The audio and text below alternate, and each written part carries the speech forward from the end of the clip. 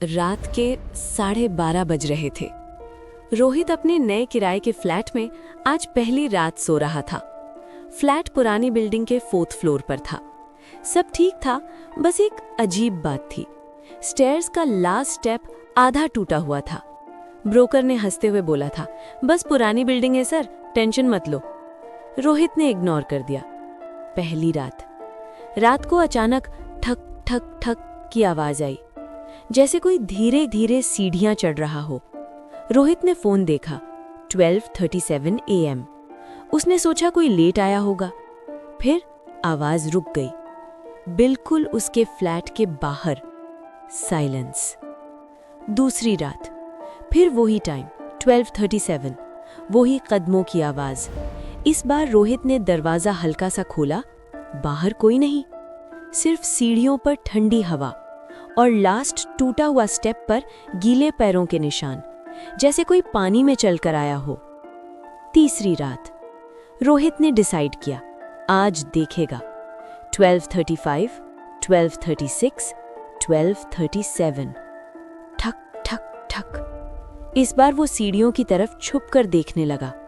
नीचे से एक औरत सफेद कपड़ों में धीरे धीरे चढ़ रही थी, उसका चेहरा बालों से छुपा हुआ। जब वो लास्ट टूटे स्टेप पर पहुंची, वो सीधा हवा में खड़ी हो गई। उसके पैर जमीन को टच ही नहीं कर रहे थे। सच। औरत ने धीरे से सर उठाया, आंखें पूरी काली, और सीधा रोहित की तरफ देखकर बोली, ये स्टेप मेरा है, यहीं से मैं गिरी थी। रोहित के दिमाग में फ्लैश हुआ, बिल्डिंग की गार्ड ने बताया था 5 साल पहले एक लड़की यहीं से गिरकर मर गई थी। सेम जगह, सेम टूटा हुआ स्टेप। आखिरी सीन। अगली सुबह बिल्डिंग वाले शॉक्ड थे। रोहित का फ्लैट खुला था, अंदर कोई नहीं, सिर्फ सीढ़ियों के पास 2 सेट गीले पैरों के निशान। एक नीचे से ऊपर जा रहे थे और एक ऊपर से नीचे गिरते हुए। रात के 12:30 बजते ही पुरानी बिल्डिंग का माहौल बदल जाता था। उस रात के बाद जब रोहित गायब हुआ, बिल्डिंग के लोगों ने उस फ्लैट को बंद कर दिया। कोई भी वहां रहना नहीं चाहता था। सब कहते थे 4th फ्लोर की आखिरी सीढ़ी श्रापित है। लेकिन कहानी यहीं खत्म नहीं हुई। 2 महीने बाद एक नया लड़का आया, अमन। उसने सस्ती रेंट देखकर बिना सोचे फ्लैट ले लिया। गार्ड ने रोकते हुए कहा, सर, रात को सीढ़ियों पर मत जाना। अमन हंसता हुआ बोला, भूत वूत कुछ नहीं होता। रात 12:37। अमन लैपटॉप पर काम कर रहा था। तभी ठक ठक ठक, वही धीरे कदमों की आवाज, जैसे कोई गीले पैरों से सीढ़ियां चढ़ रहा हो। अमन ने दरवाजा खोला। कोई नहीं, लेकिन इस बार एक नई चीज थी। टूटा हुआ लास्ट स्टेप अब और ज्यादा टूट चुका था, जैसे किसी ने जोर से उस पर पैर मारा हो। अमन ने मोबाइल कैमरा ऑन करके रिकॉर्ड करना शुरू किया। 12:37। कदमों की आवाज।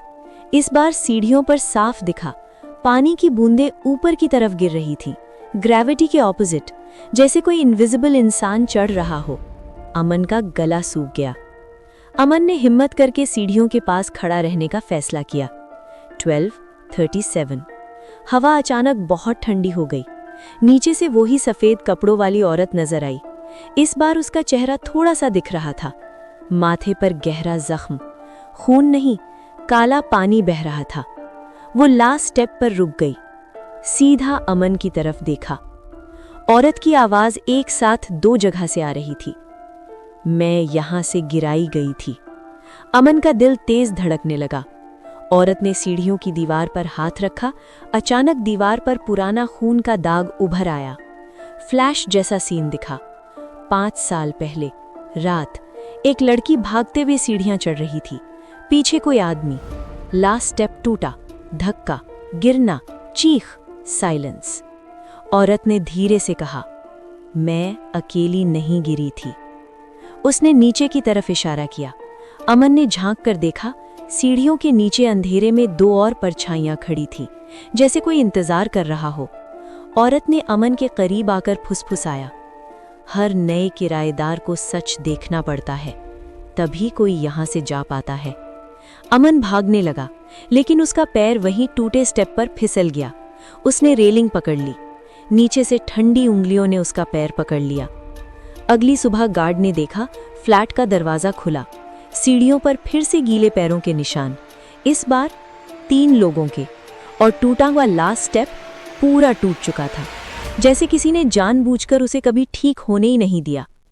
अब लोग कहते हैं रात के 12:30 बजे अगर कोई 4th फ्लोर की सीढ़ियां चढ़े तो लास्ट स्टेप पर पहुंचते ही पीछे से हल्की सी आवाज आती है। धक्का किसने दिया था याद है? और उसके बाद या तो आदमी वापस आ जाता है या फिर सीढ़ियों पर एक और गीला निशान बढ़ जाता है। अब बिल्डिंग में कोई घड़ी 12:30 बजे नहीं देखता था। लोग बस इतना जानते थे कि उस वक्त कोई ऊपर नहीं जाता। लेकिन डरावनी बात यह थी कि अब कदमों की आवाज सिर्फ ऊपर जाने की नहीं बल्कि नीचे उतरने की। 12:36 हवा रुक गई। 12:37 ठक ठक ठक। इस बार आवाज सिर्फ कदमों की नहीं थी, किसी के सांस लेने की भी थी। रमेश ने देखा लास्ट स्टेप पर नेहा खड़ी थी, लेकिन आज वो अकेली नहीं थी। उसके पीछे एक आदमी की परछाई थी जिसका चेहरा बिल्कुल साफ नहीं दिख रहा था। नेहा ने बिना हिले कहा, अब सिर्फ गिरना बाकी नहीं है, अब सच भी गिरना चाहता है। उसने अपना हाथ ऊपर उठाया। सीढ़ियों की दीवार पर पुराना दिन का सीन चलने लगा। नेहा भाग रही थी, उसके पीछे वही आदमी। उसने चिल्लाया, यहीं रुक जा। लास्ट स्टेप पर नेहा का पैर फिसला नहीं था, उसे धक्का दिया गया था। और जब वो गिर रही थी उसने देखा 2 और लोग ऊपर खड़े थे, चुपचाप, गवाह थे, पर बोले नहीं। नेहा ने धीरे से कहा, मैं गिरकर नहीं मरी, मैं चुप करा दी गई। जब तक सच ऊपर नहीं आता हर नया आदमी यहीं रुकेगा। रमेश को समझ आ गया, आखिरी सीढ़ी सिर्फ टूटा हुआ स्टेप नहीं थी, वही जगह थी जहां सच को नीचे ढकेल दिया गया था। इसीलिए हर रात कोई ना कोई वापस उस पल को जीता है। पुलिस को कॉल किया गया, फाइल्स दोबारा खुली। 3 पुराने रेजिडेंट्स गायब थे, उनके घरों के दरवाजे खुले थे और सीढ़ियों पर 3 नए गीले पैरों के निशान जो लास्ट स्टेप पर जाकर अचानक गायब हो जाते थे। अगर आज भी कोई उस बिल्डिंग में रात के 12:30 बजे हो और लास्ट सीढ़ी के पास खड़ा हो तो पीछे से हल्की सी आवाज आती है, मैं गिर चुकी हूं, अब तुम्हारी बारी है सच संभालने की। रात के 12:37 पर रमेश ने हिम्मत करके आखिरी सीढ़ी पर कदम रखा। ठंडी हवा अचानक तेज हो गई। नेहा सामने खड़ी थी, आंखें गहरी और शांत। उसने सीढ़ियों की दीवार छू ली और पुराना सच जिंदा हो उठा। 3 लोगों ने उसे धक्का दिया था। रमेश ने जोर से उनके नाम बोल दिए, जैसे बिल्डिंग ने खुद सुन लिया हो। सीढ़ी जोर से कांपने लगी। टूटा हुआ स्टेप गिरकर टूट गया। नेहा की परछाई हल्की मुस्कान के साथ धुंध में घुल गई। सुबह तक गीले निशान गायब थे। पहली बार 12:37 पर बिल्डिंग में खामोशी थी, जैसे श्राप खत्म हो गया।